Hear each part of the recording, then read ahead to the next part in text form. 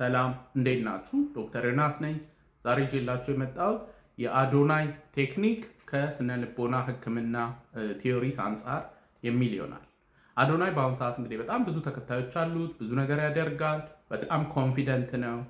በፊት ግን አይን አፋር ልጅ ነበረ እና የሆነ ጊዜ ነው እንግዲህ ትራንስፎርም ያደረገው እና በዚህ ሂደት ውስጥ ካደረጋቸው ነገሮች ውስጥ ለምሳሌ መጀመሪያ እሰይ ሚል ቪዲዮዎችን ይሰራ ነበረ፣ ይጮሃል።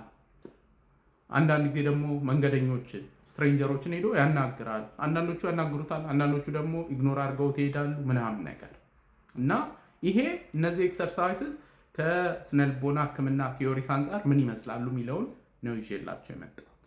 ራሽናል ኢሞቲቭ ቢሄቪየር ቴራፒ የሚባል የስነልቦና ህክምና አይነት አለ። እዛ ላይ ሼም አታኪንግ ኤክሰርሳይስስ የሚባሉ አሉ።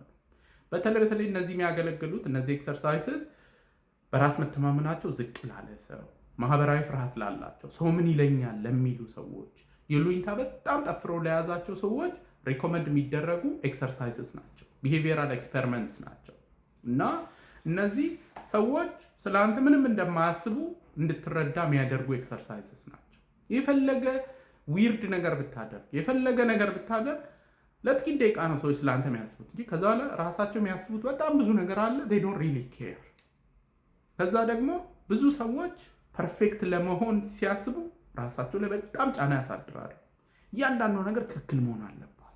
ሶሻል ፎቢያ ያለባቸው ሰዎች ፕሬዘንቴሽን ሲያቀርቡ በቃ ትክክል መሆን አለበት፣ ሰዎች ስህተቴን እንዳያውቁ ምናምን ብለው ይጨነቃሉ በጣም እና ይሄ ኤክሰርሳይስስ እነዚህ አይነት ይሉኝታን፣ ፐርፌክሽኒዝም፣ ሰው ምን ይለኛል የሚለውን ነገሮች እነሱን ለማስወገድ ሪኮመንድ የሚደረጉ ናቸው። የተወሰኑትን ነግራቸዋል።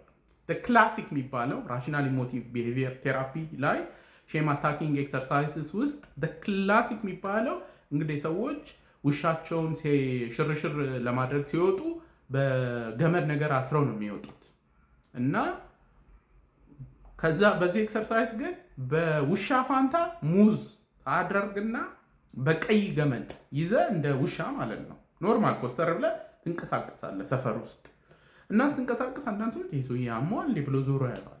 አንዳንድ ሰዎች ይገረሙባል። ለተወሰነ ደቂቃ ነው ያለው። ከዛ በኋላ ምንም የሚፈጠር ነገር የለም። ኢምባራስድን ብትሆን ለትንሽ ደቂቃ ነው። ከዛ ለካ ያልፋል። ከዛ ወደ ምን ሪያላይዜሽን ትመጣለህ? ምንም ብታደርግ ለካ ሰዎች ስለአንተ ብዙ ያን ያህል ኬር አያደርጉ የሚለው ሪያላይዜሽን ይገባሃል ማለት ነው። ወይም ሌላ ኤግዛምፕል ብዙዎቻችን አለቃችን ወይም የስራ እንትን ሲሆን ምናምን ነገር ቴክስት ስንጽፍ ኢሜይል ስንልክ በጣም እንጨነቃለን። በቃ ፐርፌክት እንዲሆን በትክክል ጽፌያለሁ አልጻፍኩም እንዲህ ብሎ ቢያስብስ ምናምን ብለን እናወሳስባለን። ብዙ ሰዓት ሊፈጅብን ይችላል። በሼም አታኪንግ ኤክሰርሳይዝ አውቀህ ሆን ብለህ አስበህ ታሳስታለህ። ፊደሎቹን ኢሜይል ስትጽፍ ወይም ቴክስት ስታደርግለት ታሳስተህ ትልካለህ። ከዛም እንደሚፈጠር ትገመግማለህ። ሁኔታውን ስታየው ለካ ምንም የሚፈጠር ነገር የለም። የምትፈራው በፊት ዝም ብለህ የምትጨናነቀው ዝም ብሎ እንደሆነ ትረዳለህ። ከዛ በኋላ እነዚህ ነፃ ያወጡሃል። በራስ መተማመንን በጣም ከፍ ያደርገዋል። ከዛ በኋላ የሰዎች አፕሩቫል ደግሞ ምንም እንዳልሆነ ይገባሃል። ሰዎች ቢያመግሱን ለትንሽ ጊዜ ነው፣ ቢነቅፉም ለትንሽ ጊዜ ነው። ከዛ በኋላ ሰልፍ ኮንፊደንስ ግን በራስ እንደሚወሰን እየገባ ይመጣል። ይሄ በጣም ሊብሬቲንግ ኤክስፒሪየንስ ነው። እዚህ ጋር ለማውራት ፈለግኩት ስለ አዶናይ አይደለም። በጣም ብዙ ሰዎች በይሉኝታ የተጠፈሩ ሰዎች አሉ።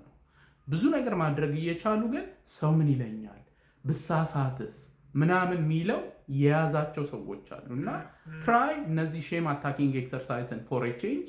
ከዛ እስቲ ውጤቱን ደግሞ እዩት። ለምሳሌ ሙዝ ይዘ በገመድ ላትወጣ ትችላለህ፣ ግን ሆን ብለህ እስቲ ያውቀህ የተሳሳተ ቴክስት ላክ ለሰዎች። ወይም ደግሞ በፊት ሰዎችን የሰው አይን የምትፈራ ምናምን ከሆነ ዝም ብለህ ስትሬንጀሮችን ሰላም እንዴት ነህ በላቸው። ምንም የሚፈጠር ነገር የለም። አንዳንዱ ሰላም ይላል፣ አንዳንዱ ምን ሆኖ ነው የት ነው ማያውቀው ብሎ ይሄዳል። ኢትስ ኦኬ። ቀስ በቀስ ግን ኮንፊደንስን ቢውልድ ታደርጋለህ። የይሉኝታ ቀንበርን እያስወገድክ ትሄዳለህ። ከዛ በኋላ you can start living up to your potential ማለት ነው። ታላቁ መጽሐፍ ላይ ምን ይላል? ሰውን መፍራት ወጥመድ ነው ይላል።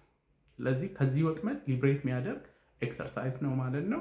ለዛሬ እንግዲህ ይዤላችሁ የመጣሁት የአዶናይ ቴክኒክ ወይም ደግሞ በራሽናል ኢሞቲቭ ቢሄቪየር ቴራፒ ላይ ሼም አታኪንግ ኤክሰርሳይዝስ ስለሚባሉ ይሆናል። ይህን ቪዲዮ ኮፒ ሊንክ፣ ሪፖስት እና ሼር አድርጉት። ሁልጊዜ እንደምለው ያለ አእምሮ ጤና ጤና የለም። ደህና ሁኑ።